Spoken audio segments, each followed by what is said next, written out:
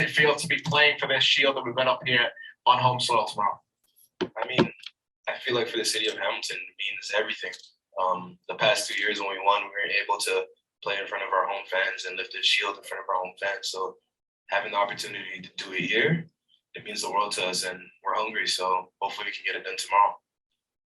Kyle, obviously I know you're hungry. I know you love playing in finals as well. Does it just feel right that you guys get to play this in your home stadium? I know there's no guarantees in sport, but after the year that you've had and what you've accomplished, does it feel good to be here? Yeah, we knew it was. We knew obviously what was at stake to come first. We knew we had the biggest chance to host this final if we went through the semis, and that's what we kind of came together as a group and said we want to achieve. And we're happy to be in this situation, in this moment, with this fantastic opportunity to celebrate with these fantastic fans in Hamilton. Alex, let's turn to you. Let's talk about the magnitude of the moment. What's it like when you've played 40 games, almost 40 games now, with this group, that you've known this group for a long time, obviously being here since 2019, that you're almost there, you're at the line, but what's it been like going all across the region and playing across this great country? It feels for a while here in Canada with this group and getting to a final. What's that feeling been like for you?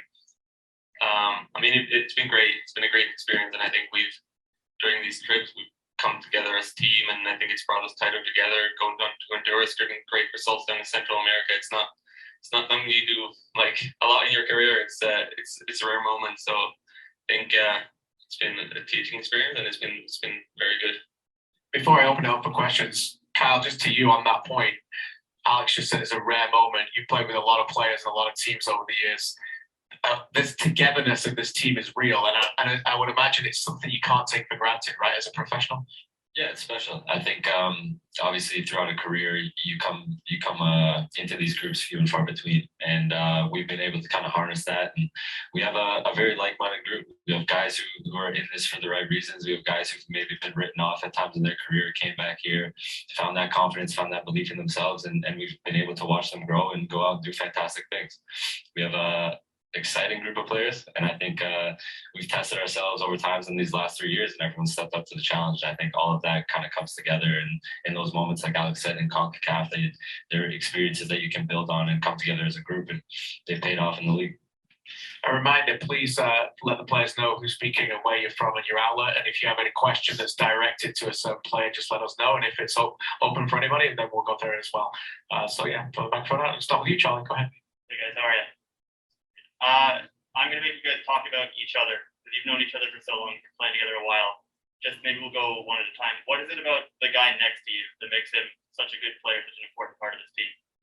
Or Kwame. Let's start with Kwame talking about Kyle, and then Kyle, you can talk about Alex, and Alex, you can talk about Kyle. I mean, from when the league first started, you knew exactly when you seen Kyle Bekker sign for the CPL that the quality was going to be there, because it's Kyle Bekker, right? Like, Canadian soccer, you associate Canadian soccer with him. You associate me, especially coming from Sigma Academy. I knew that this was an opportunity that I had to take, and playing with him, it's always a grind. He's always expecting the best out of me, and because we play on the same side, it's always fun. So I enjoy it as much as possible, and he's one of the best leaders I've ever had in my career, in my college career, and obviously my academy.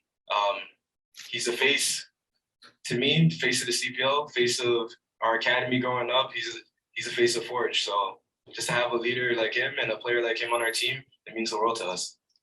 Cal, maybe you can talk about your midfield partner here. Alex, well, first I'm going to have to say something about Kwame.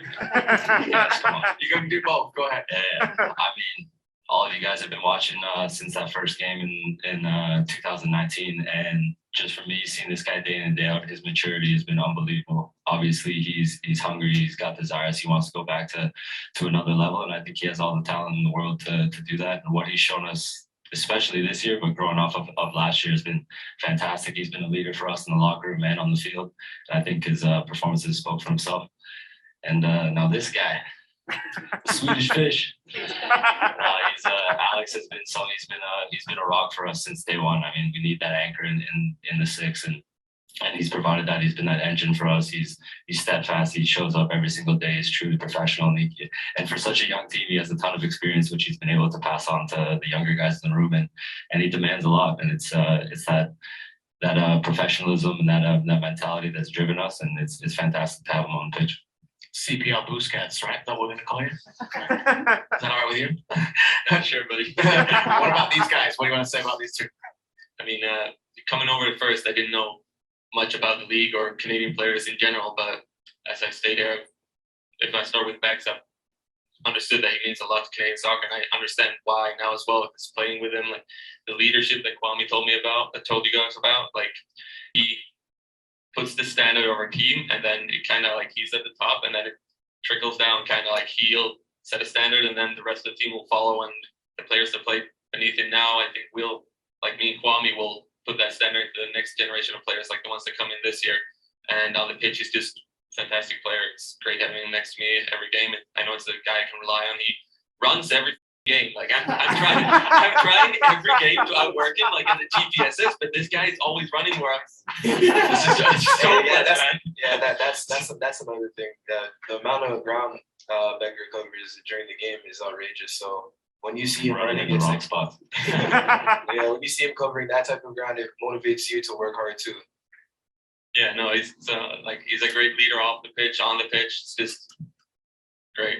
So you're telling us when you get back into the dressing room afterwards, you don't really care about the score. You're like, give me the GPS. No, most of the times, like get feedback today. Sometimes I do, the rare occasion, but no, he's always runs the most on the team, and it's admirable. Next time you beat him, get that framed, okay? Will do. Next question is, go ahead, Louis. Thank you. Louis B, Voyage FC. Kyle, is there sort of this understanding, you're talking about Kwame who wants to kind of make the next step. You know, when people think of three-peats, they think of the Bulls and one last ride. Is there kind of a belief in the room that, you know, guys might move on to other things, guys might try to test free agency? Is there any kind of thought that with this group of guys, this might be one of the last chances to do something special? I think every year we come in, that's the motivating factor. I mean, we're not in the business of keeping guys here just to be successful in CPL. We know that if we're successful, it means guys can go on to bigger and better things, and that's something that we pride ourselves in. We saw in the first year with Borges, and we've known, because we're lucky enough to train with these guys every single day, that there's a handful more on this team who can make that jump. And that's something that we're driving for every single day and push them to. And if we can get that result and be successful in the final, and that's another thing that guys can put on their resume and keep kicking them forward. So that's what we're in the business of. So we know that our success only provides, opens more doors for individuals, and that's what keeps us going. And just to Alex, I know you're not a center back by nature, but you've been called upon to kind of get back and play more defensively at times this season. What's it been like to have Coach Eddie out there, to go from player Eddie to Coach Eddie, especially with so many kind of injuries there in the center back spot? What has he meant to this team on the sidelines? I think he's meant a great deal. Like you say, defensively, he's been kind of like a specialist, I guess, for us when it comes to how we move in the back line, who's to step out at what moment, who's to move where, and when to step out of the line, when to drop, and all this. So yeah, it's meant a lot. Especially we had Garvin this year as well. Like he's had like a great player, but it's his first year in professional, right, and has a lot to learn. And I think Eddie's also meant a lot for guys like that who needs a bit of guidance. Like they play good, they're good technical and all that stuff, but there's a big difference from being just a good player with the ball and technique wise, and actually knowing where to be on the pitch and when to drop, when to step, and all that stuff. And I think Eddie has been a very deciding factor of like how people have developed during the year. And just to follow up on that, does he yell at you more as a teammate or as a coach? In practice, I have to say, in practice he yells at him more as a coach, but in games, I don't think anyone yell at me as much as Eddie's yelled at me, to be honest. And let's make sure we give him the credit. We're talking about assistant coach David Bekker here, for anybody who's not aware.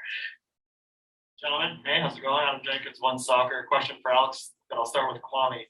Last time there was a minute of football played at this pitch, you had a pretty special moment. One, how many times have you watched the replay of your goal? And two, you can set another good moment for you tomorrow, finally lifting that North Star Shield at home. Where would that rank for you?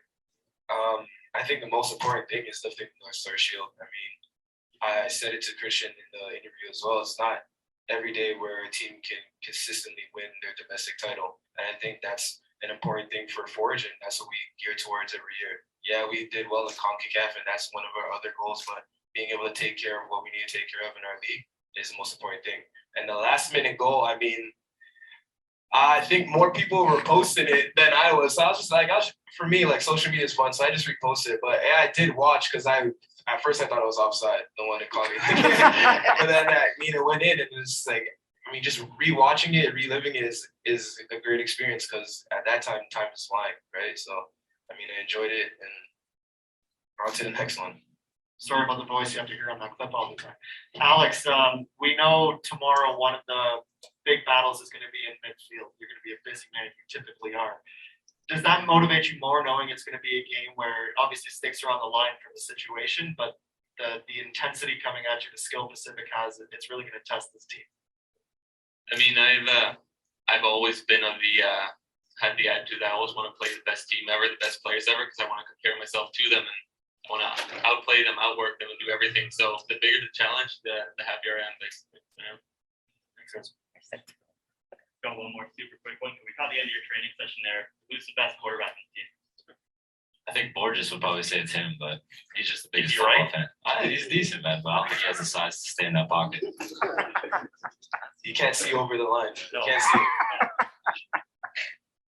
Okay, we're gonna go to Zoom and we're gonna pass it to Brandon. Go ahead, Brandon. Thanks, Mickey. Brandon from Canucks Abroad.